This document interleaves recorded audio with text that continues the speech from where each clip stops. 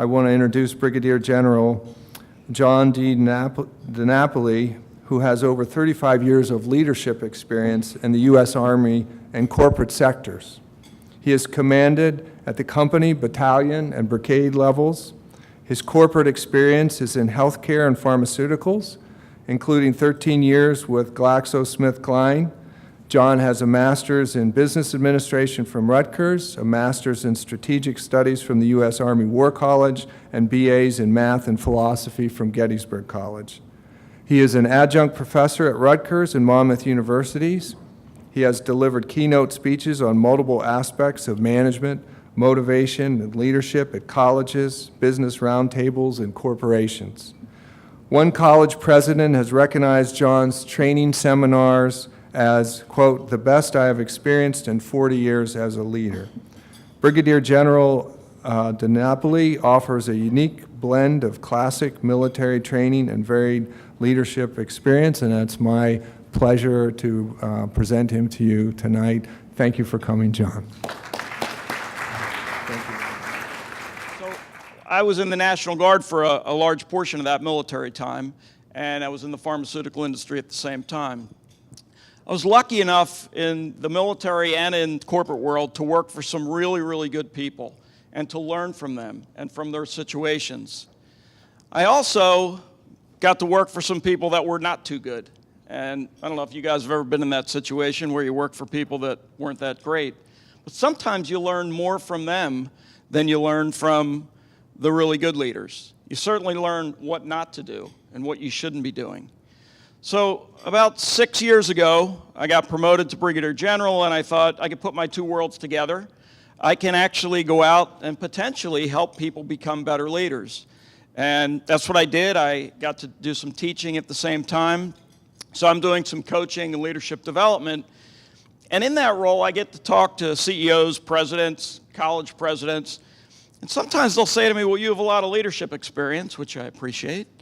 But a lot of it is in the military. And that's true. A lot of my experience in leadership is in the military. And I say, well, leading in the military is different. That's true. It's hard to argue. Leading in the military is a little bit different.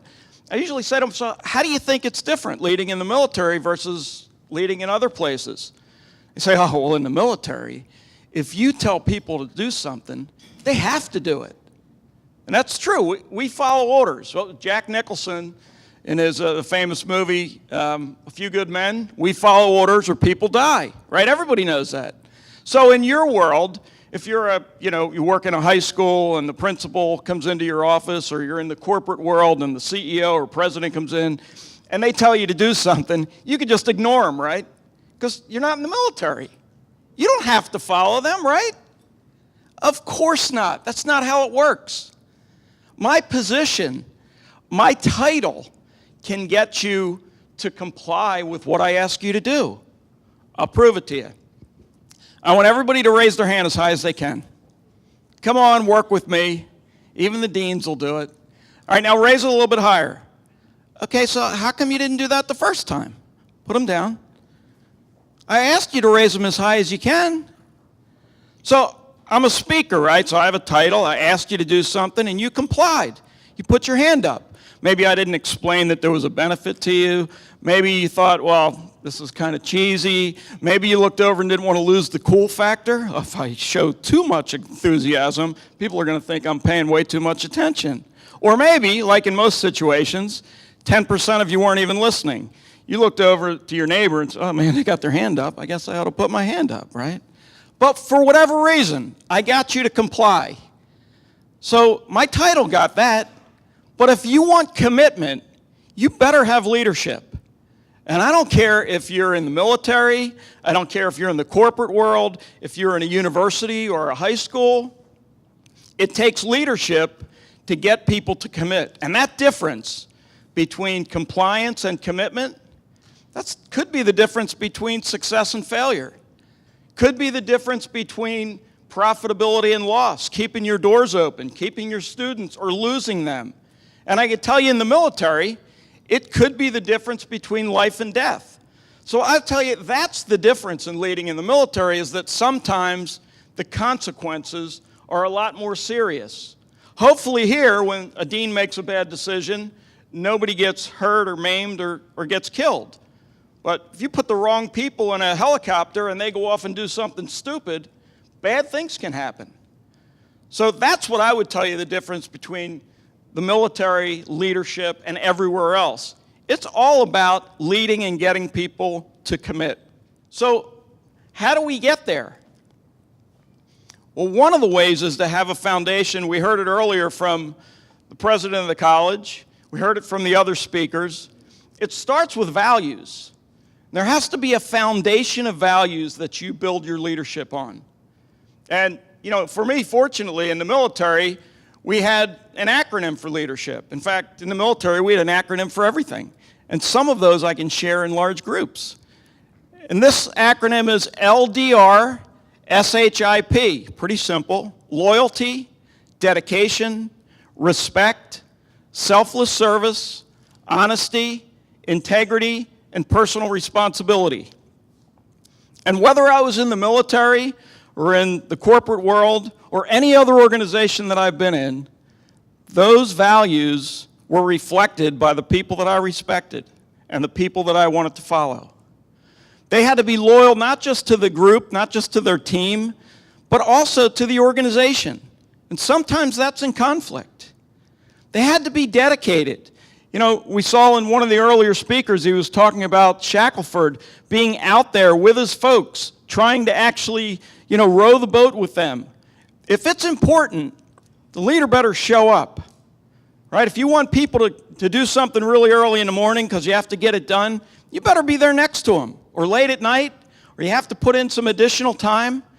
Leaders have to be dedicated to what's important. Respect. I think it's pretty simple. You just don't ask people to do what you're not willing to do. And you listen to them when they have an opinion.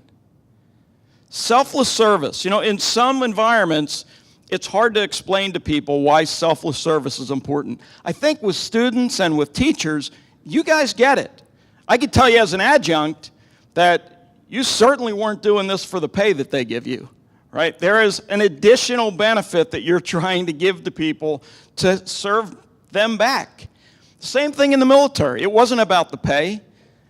But in some environments, people have to understand why that's important to have selfless service.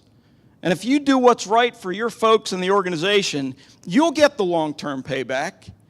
But you need to do what's right for the organization. Honesty. I mean, trust is based on honesty. And I can tell you this, everybody that I've ever worked for, before I ever answered the question, can I follow them? I wanted to know, can I trust them? And it's all based on the foundation of honesty. And once you lie to me, I don't know when you're going to lie again. Once you lose that trust, I tell the people that work for me, guard your reputation for honesty like it's your most important possession. Because as a leader, it is. Integrity. Integrity is doing what's right even when it's hard. You know, before the conference, I was speaking with the dean, and we were talking about, you know, using values as a foundation for leadership. And unfortunately, that's not enough, because sometimes the values are in conflict. And integrity is doing what's right when it's hard. So you want to take care of your people, but sometimes they need to be fired because they're not in the right situation. It's not a good fit. It happened to me as a battalion commander. I had a sergeant that worked for me. He got promoted to first sergeant. And he was a really nice guy. He was a great mechanic. He fixed helicopters. He was a good platoon sergeant. But when he got to first sergeant, he wasn't very good. And unfortunately, he was a full-time employee of the National Guard. So if he lost his part-time job, he would lose his full-time job. And after you have 20 years in the National Guard, they send you through a board to decide, should we keep him or her, or should we let them go and retire? So I had a really hard decision, because one of the things that the board based most of their decision on was the battalion commander's recommendation. And I thought, well, I'm trying to take care of the unit, but I also don't want this guy to be unemployed. So I came up with a solution. I invited him into my office. I said, Sergeant Jones, I will recommend that you stay and continue to serve in the National Guard if you agree to take an administrative reduction and ask for a demotion. You can imagine he wasn't too happy with me. But his choice was lose his job or take a demotion. And he decided to do it, and off he went, and I didn't feel great about it either. But I realized that I had to take care of the organization because I couldn't punish 40 people to try to take care of one. That's not fair either. So a couple months later, he came knocking on my door. I was in my office. Sir, can I come in? And of course, my first thought, I went to active shooter training today. First thought was, God, I hope he doesn't have a weapon. Sure, Sergeant Jones, come on in. So we sit down. He said, sir, I want to thank you. I said, thank me? I made you take a demotion. My mind is reeling. What do you want to thank me for? So, well, sir, I went back to being a platoon sergeant, and I'm pretty good at that. I'm a mechanic, and I could teach people how to do that, and I fix helicopters. I'm good at that.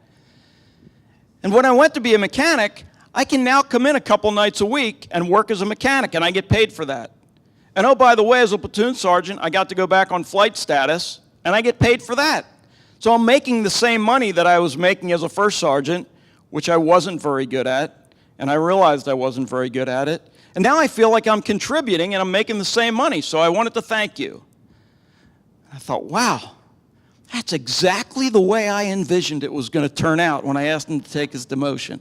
Well, of course not. Sometimes it just works out the right way. I will tell you this, when you make some of those hard decisions for people and they have to go do something else, they already know that they're not producing in the job they're in. And I will ask all of you to think about when you're in a job and you are not able to actually keep up with your peers, does that make you feel good? Of course it doesn't. We end up trying to protect people, and what we do is we keep them in a bad situation because we won't tell them the truth. You know, we heard about telling people the truth, and sometimes it's a difficult truth.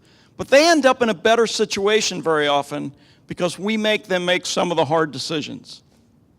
That's integrity. And personal responsibility, when you are given a job, a mission, a goal, as a leader, you own it. You can't hand that off. If you don't reach that goal, either maybe you accepted a goal that's not reachable, and you probably should have had a discussion with your boss, or maybe you put the wrong person in charge, or didn't supervise them enough, or didn't give them enough guidance. But at the end of the day, it's your personal responsibility to reach those goals, to hit those numbers. And if you don't, you have to accept that. I love when I'm coaching a company and, you know, a leader wants to go in and tell their boss, well, I'm really good, but the person I put in charge of that project, he failed us. So now the person that's at the top is thinking, not only can't you hit a goal, you can't even accept responsibility for not hitting your goal. So as a leader, you personally own those goals, and you can't hand those off.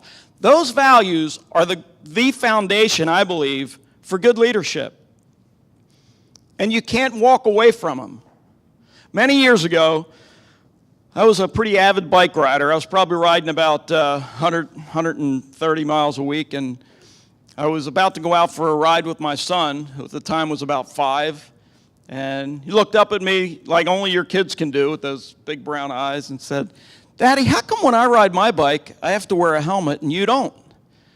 I thought, uh-oh, I wasn't ready to answer that question. So, you start thinking, how do I rationalize this? Well, I could tell him I have more experience on a bike, so I'm safer, right? Or I am an adult, so I have lightning quick reactions and a car can't hit me. Or maybe, when you're older, you won't have to worry about those kind of things. And maybe I could have told him, after those lame excuses, I probably could have said, my skull is thicker and it won't break as easy, because he probably would have bought that with the other lame excuses. But ultimately, I had to give him the only right answer. You know what? You're right. I should be wearing a helmet. And sure enough, started riding with a helmet. About 2 months later, we're down in Long Beach Island, not too far from here. For those of you who are familiar, I used to go there quite a bit before I found the beauty of Seagirt. That's a different story. LBI has this long boulevard. It's about 14 miles, straight shot down the island. And I was riding out one morning at about 21, 22 miles an hour. That's a pretty good clip for me, even when I was a little younger. And I look up and there is an SUV coming towards me that's about to turn into a road that I'm crossing on my bike. So I see the SUV, I'm waving, I'm screaming at the top of my lungs. They're not paying attention, they're coming. And now I'm going to date myself. No one here knows this SUV because they haven't made them for a while. It was an International Harvester. For some of you that have hair that's a little gray like mine, you remember those. They're huge. So it turns into my path. I turn my bike, put my forearm up on the hood of the SUV, which fortunately it was high enough that it was pretty comfortable. And just as I'm starting to congratulate myself, my front wheel goes under the front tire of the car. And we slide. I hit the deck, slide for what seemed like hundreds of yards. It was probably 25 yards. And we come to a stop. And you know, you feel the rash on the back of your shoulder, and my shirt is all torn. My elbow is all bloody and swollen. But I could move my arms. I thought, well, that was a pretty good start. I look down, my knee is all bloody and swollen. Could move my legs. I sit up, I take my helmet off, and it's cracked all the way through the liner and the outer shell. And I thought, wow, that's a pretty big difference of what this could have been. Probably would have had a concussion, maybe would have had a cracked skull, maybe wouldn't be up here talking to you today. All because my son asked a simple question. So you're sitting in the audience thinking, it's supposed to be a leadership talk. What does that have to do with leadership? I think everything. How much better would organizations be if at every level somebody came down and solicited opinions, ideas, information, evaluated those ideas, and then where appropriate, actually made changes in how they were implementing what they were doing? I can tell you that there's a lot of organizations that I've worked with or for that if you weren't up at the level with the C folks, nobody was really interested in what you had to say. In the really good organizations, they find a way to dig down and get that information from the folks at every level. Because who are the people that interact with your students or your customers? They're not the people in the C-suite or the president's office. The people that know what's going on are the people down doing those interactions. And in good organizations, they go down and find that. And you're probably thinking, well, there's a ton of good organizations out there. Most people do that, right? I will tell you that's not true. In fact, I want everybody from these tables over to stand up. Stand up, come on, work with me here. If this room was the work environment, everybody that's working in this country, that's how many people don't have trust or confidence in their leadership. Do you know that in companies where there's low faith or confidence or trust in their leaders, that rates of depression can go up by 50%? Does anybody in here think it would be a good idea to have more depressed people walking around your company or your organization? And it's not just your mental well-being. Rates of stroke can go up by as much as 30%, and rates of heart attack by 15 to 20% when you don't have trust in your boss. If you have ever been in an environment where you work for somebody you don't trust, you know exactly what I'm talking about. It's stressful. You can't sleep. You think you ought to be working somewhere else because they don't have the same values as you. In fact, there are studies now that show that your relationship with your boss has the same impact for your physical and mental well-being as your relationship with your spouse. I'm going to say that again for the 10% that weren't listening, because I know there's 10% in the room that aren't listening, because I think this is pretty impactful. Your relationship with your boss has the same impact on your physical and mental well-being as your relationship with your spouse. It's huge.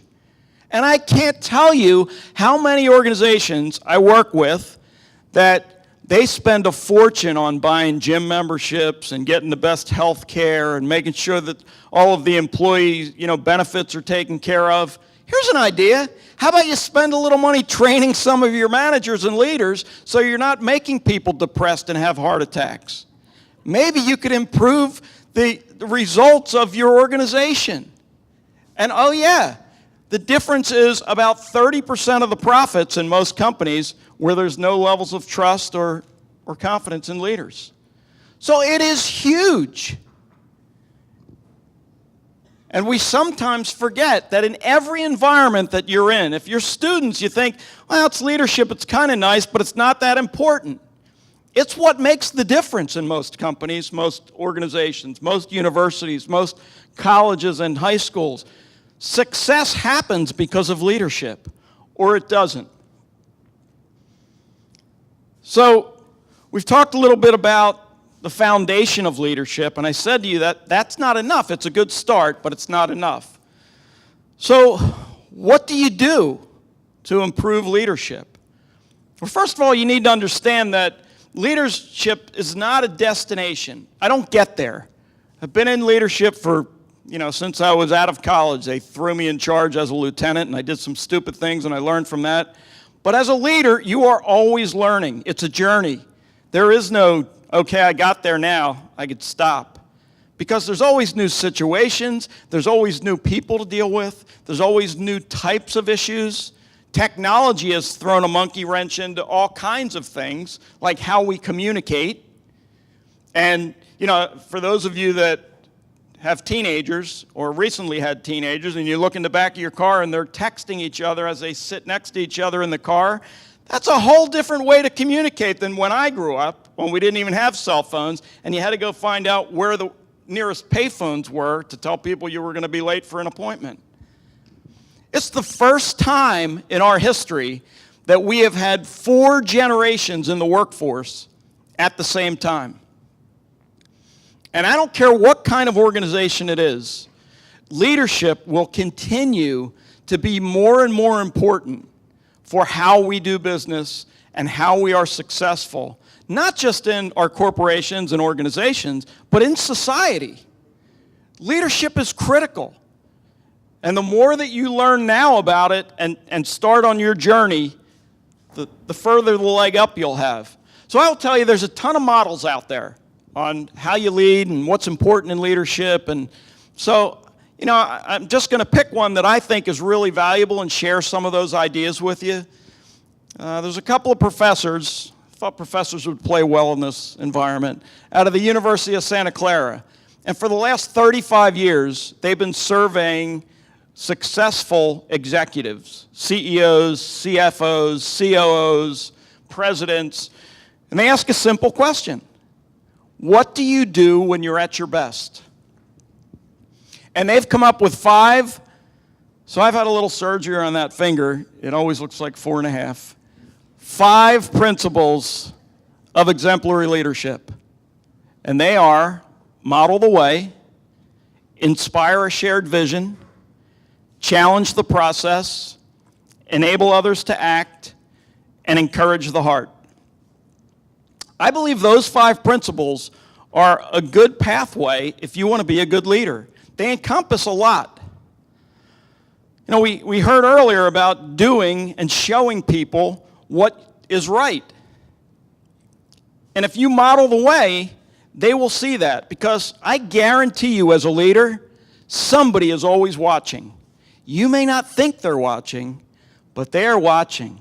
They're like your children. They see everything. So you ought to just assume that somebody's watching when you do something as a leader. I learned a lesson to model the way. I was a young captain. I had just finished flight school. I flew helicopters for 25 years, and I didn't kill myself in a helicopter, so I thought I must have been a pretty good aviator.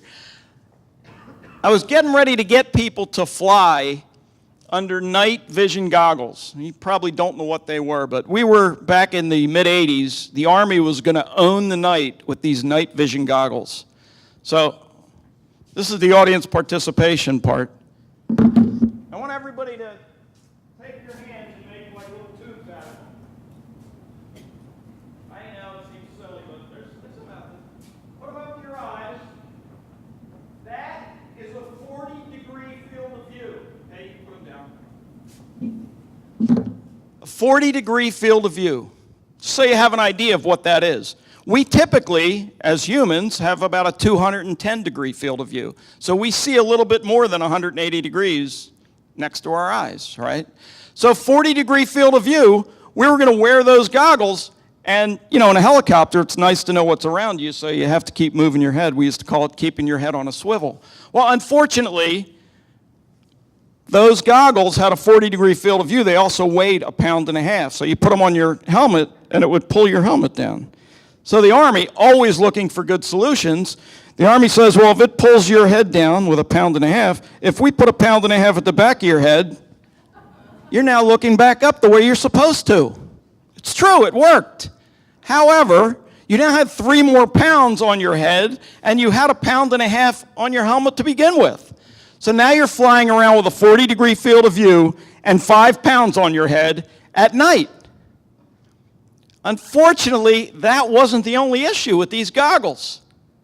At the time, this is the first version of these, they were the NVG-S. They were built so that people would walk around as infantry guys. Pretty safe walking around as infantry guys, but you put people in a helicopter, it's a little scary. Those goggles had a visual acuity of 20/200. Everybody knows what that means, right? That means that if you put something 20 feet away from me, I see what I should see at 200 feet away. Anybody know what legally blind to drive in New Jersey is? I'm going to tell you. It's 20/200. So not only did we have a 40-degree field of view, 5 pounds on our heads, we were flying around blind with a $5 million aircraft strapped to our back. And somebody in the Army thought that was a good idea. We were going to own the night. Little scary. And all I had to do was convince all my pilots that they needed to now become pilot in command, which means I could sign out a helicopter to them with a reasonable expectation that they would bring that helicopter back in one piece and it could be used again to fly. And I was doing great. I had all my guys in. I convinced them. I had one more guy. He was the most experienced pilot I had. He was a Vietnam-era pilot, so he was used to people shooting at him in anger. And he said to me, "Sir, I'll do that, but only if you will." And I thought, wow, I could tell him that he's more experienced than I am, or maybe he's got a thicker skull. I thought again, you know, the only right answer is, you're right, I have to go do this. And sure enough, I signed up and went out and got trained in NVGs and became a pilot in command. And I could tell you that modeling the way, that showing my pilots how important that was, had 2 benefits to me that I didn't understand as a new leader. One was I understood what kind of environment I was putting them in. So by going out and doing the mission that they were doing, I knew that I was putting them in certain kinds of stress. I knew if I sent somebody out, I probably couldn't put them on a second mission. I knew that I better put somebody else experienced in the cockpit with them because it was a really stressful environment. And it helped me be a better leader. But more importantly, it showed them that it was important to me because I was willing to go through the training with them. So when you think about being a leader, I would tell you the first thing to make sure you do is model the way. You want people to show up early in the morning? You better be there early in the morning. You want people to run efficient meetings? You better figure out a way to run an efficient meeting. Because when you don't, they won't either. You know, somebody earlier today gave us a quote of, I don't know if it was Henry David Thoreau or one of those 3-name poets, you know. And one of my favorite quotes, I probably should learn who actually said it first, is that I can't hear what you're saying because your actions speak too loud. And I think that is so true. We watch what people do. We don't listen to what they say because their actions tell us what's really important. We should know that as leaders. So model the way. Inspire a shared vision. Somebody said earlier today, and I'll repeat it because I think this is also a great line. If you don't know where you're going, any road will get you there. Just get on it and go.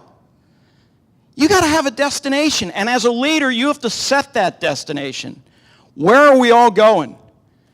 And if you don't think that's important, Think about a little company called Apple. Apple Computers was circling the drain when Steve Jobs went back to the company. Does everybody remember that? Wasn't that long ago, 15 years ago. They didn't know what to do. They had 100 great projects that they were doing R&D on. They were getting ready to roll them all out at various times. And Steve Jobs said, this isn't where we're going. We're going to take 5 projects. That's the right hand. 5 projects.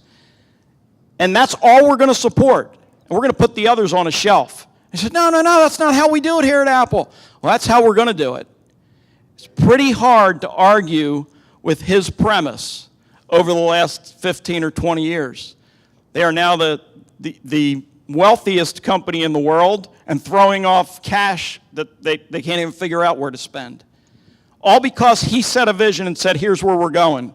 Now, he had some other issues if you read his book, but he at least was a visionary, and that had a big impact. Model the way, inspire a shared vision, challenge the process. You should never want to hear as a leader, this is how we do it because this is how we've always done it. Ugh, that's terrible. So what? That's how you always have done it. Does that mean it's the most efficient way, the best way? But here's the caveat. If you're going to challenge the process, you have to be willing to know that occasionally it's not going to work and you're going to fail.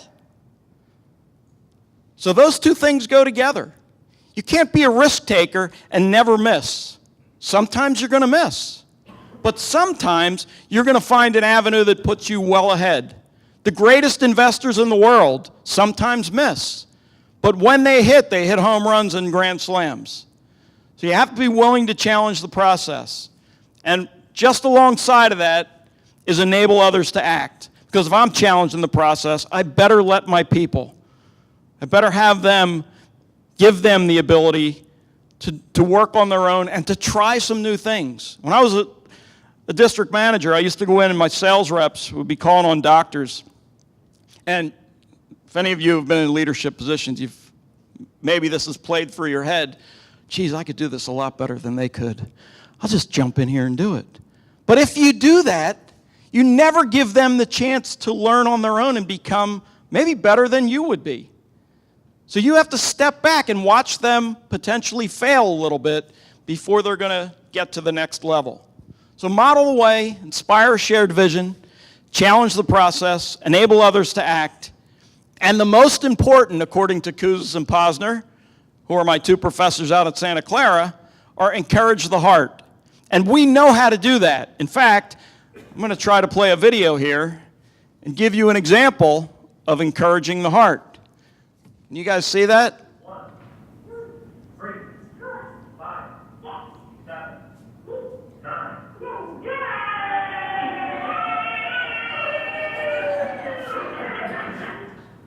So that's a couple of years old. The star of that show is my oldest grandson at the age of about 20 months. Anybody think that he was in question about whether we thought what he was doing was a good thing? Of course not. He knew exactly that, hey, you know what? They think this is pretty cool. You think we'll get more of that kind of behavior? We know how to get more of a good behavior. We do it all the time with our kids, our grandkids, our nieces, our nephews. We just don't do it at work. Because at work, if you're doing 98% of the things right, you got some schmuck that wants to tell you the 2% that you could do better. Yeah, but if you did it this way, you'd even be, okay, great. How about we actually reward people for the things that they're doing right? You want to get to, more of a good behavior? Encourage people that are giving you a good behavior. And I don't think it's done maliciously. I don't think people don't do it on purpose. They just don't remember how important that is. To find what people are doing to benefit the organization, the team, and encourage them to do more of it. Because when you do that, your people will want to produce for you. And they will make you and the organization look good. So those 5 principles, model the way, inspire a shared vision, challenge the process, enable others to act, and encourage the heart. They're in a book called The Leadership Challenge. Some of our leadership programs, we actually use that as the framework because I feel that strongly about it, both in the military and in the corporate world, they worked for me, and I've seen them work for other people. And if you remember those things and try to do more of them, you will be amazed at what you can get to. So I could give you examples of all of the others, but then John will tell me that I overstayed my welcome. So I'm going to leave you with just a couple of thoughts. One is that I know that you have had a ton of information thrown at you today. In fact, I had some slides, but I thought, you've already gone through 3 slide presentations, and if I put more slides up there, then 20% of the group wouldn't be listening instead of 10. So we decided not to do that. I hope you were able to stay awake and take something out of it. I know that you're not going to go home and remember all of the things that I said or anybody before me said, Bernie or President Domena. But if you take 1 or 2 pearls away from each one of those, then you will have ratcheted up your leadership capabilities by a little bit. And think of all of the different opportunities you have throughout your day and throughout your weeks to take those 1 or 2 pearls and improve what you do and who you do it with. I gave you a couple of examples that had nothing to do with work or what you would think or leadership, but I think they're great lessons, and we run into those every day. And sometimes we don't take the time to take those in and realize that this is something that I can apply. And this is something that can make me better because I can use it in my everyday leadership or management position. So I appreciate everybody coming out tonight. I know it's been a long day. I'd be happy to take any questions that you have, and they could be questions about leadership or management or flying a helicopter or some of the other nasty things I had to do in the military, like sleep out with the bugs. Whatever it is you want to ask, I'd be happy to answer. I'm not trying to keep you, but you're welcome to ask any of those questions. Thank you.